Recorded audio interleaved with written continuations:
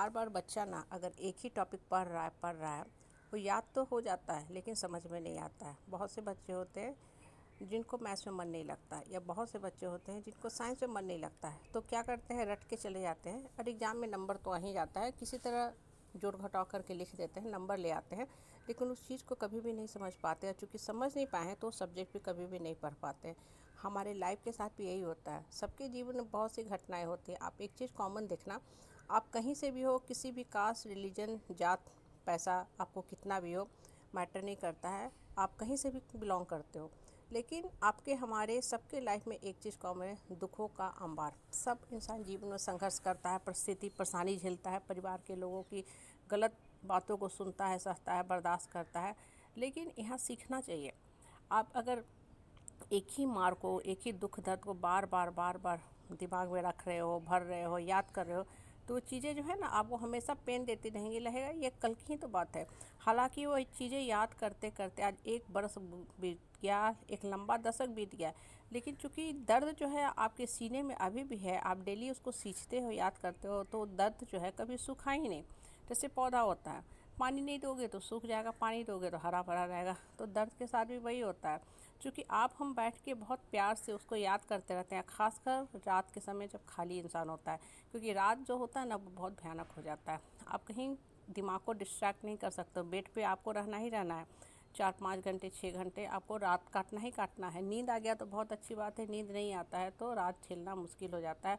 दिन तो आप इधर उधर डिस्ट्रैक्ट कर लेते हो माइंड। अब देखो, जितना ज़्यादा दुख को याद करोगे ना, आपको मिलना कुछ है नहीं, सिर्फ और सिर्फ आपके दिमाग पे बुरा असर होगा। वो दुख आपके दिमाग पे गहरा छाप छोड़ता जाएगा और आपका विकास जो है रुकता जाएगा, उससे आपको मिलने वाला कुछ नहीं है। इसलिए बोलते हैं ना, जीवन में बढ़ने के बारे में सोचो, आगे के बारे में सोचो, ग्रोथ करने के बारे में सोचो। जब आपका माइंड खुला और शांत रहेगा ना, तभी आपका विकास होगा, आप बढ़ोगे, उठोगे, और तब आपको लाइफ में नया ऑप्शन भी समझ में आएगा। नहीं तो एक ही जगह पे आप स्टक रहोगे, स्थिर रहोगे ना, तब आपको दिमाग में हमेशा हलचल हलचल रहेगा, लगेगा कि अरे हम उस आदमी से जाके बदला ले, उसने हमको ऐसे बोला था। अब मन हमेशा खिन रहेगा और इन द मीन टाइम आपके जीवन का सुख का जो समय है वो बीतता जाएगा। कहने का मतलब क्या है, जो समय आपको एंजॉय करना चाहिए, ये समय आपके लिए है। अभी गर्मी का समय है, सुबह का समय बहुत ही अच्छा लगता है, सुहाना होता है। दिन तो गर्म बहुत रहती है, लेकिन सुबह का समय अच्छा लगता है। अर्ली इन द मॉर्निंग उठो, 4-4:30 बजे उठो, 5 बजे उठो, ताकि आप समय निकाल के प्रकृति के नज़दीक बैठो। जितना ज़्यादा प्रकृति के नज़दीक बैठोगे ना, आपको खुद में फील होगा कि आपका जो दर्द है प्रकृति सोख रही है और आप जीवन को एंजॉय कर रहे हो। इसलिए बोलते हैं ना कि जीवन जीना एक कला है। जीवन सबको मिलती है, कुछ लोग जीवन को काट के जाते हैं, कुछ लोग जीवन को जी के जाते हैं। और जीवन जिनको जीने आता है ना, उन्हीं के लिए जीवन सुंदर भी होता है, नहीं तो जीवन बाकियों के लिए बोझ जाता है।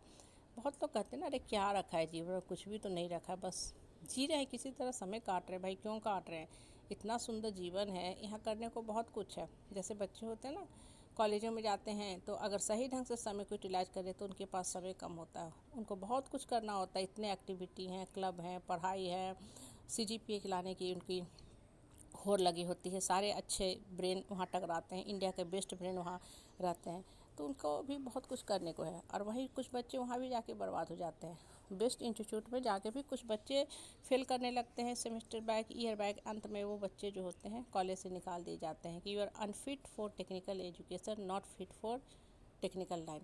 कहने का मतलब क्या होता है ना, कि समय का जब सही ढंग से, सुचारू ढंग से इस्तेमाल करोगे ना, तभी आपको ऑप्शन मिलेगा कि हाँ हम बढ़ सकते हैं, कर सकते हैं। इसके लिए मन की शांति बहुत ज़रूरी है। वो चीज़ जो आपको दिमाग में हलचल क्रिएट करती है, उसको दफन कर दो, धीरे धीरे एकदम हटा दो, क्योंकि वो किसी भी कीमत में आपके लिए है नहीं। आप एक चीज़ नोटिस करना, जब आपके पास पोजीशन आ जाएगा, सब लोग आके आपके पीछे खड़े हो जाएंगे, मतलब आपसे फ़ायदा लेंगे, खड़े तो नहीं होने वाले हैं, दुख में तब भी नहीं खड़े होंगे, जहाँ दुख होगा फिर वो लोग सड़क जाएंगे। तो आपका लड़ने का कोई फ़ायदा नहीं है। आपको होशियारी होना चाहिए कि इन लोगों को हम कैसे टैकल करें। आप उनको गले भी मत लगाओ क्योंकि सांप बिच्छू है, उनको उन्हीं की भाषा में जवाब दो, शांत भाव से दो, शीतलता के साथ दो कि भाई हम हाथ जोड़ के माफ़ी मांगते हैं, दुख में आपने मेरा साथ छोड़ दिया था, तो जीवन ने हमको बहुत बड़ी शिक्षा दी है और आपने भी बहुत अच्छा से दिल तोड़ के हमको सब कुछ सिखा दिया। तो जब दिल में ही जगह नहीं है तो फिर साथ बैठ के बात करने का क्या फ़ायदा। खाना में मक्खी गिर जाता है तो खाना भी फेंक देते हैं। दिल में जब जख्म के अंबार भर जाते हैं, लोगों की नकारात्मक बातें भरी रहती हैं, तो फिर उससे दूर रहना ही अच्छा है। मन को शांत करके बढ़ने का ऑप्शन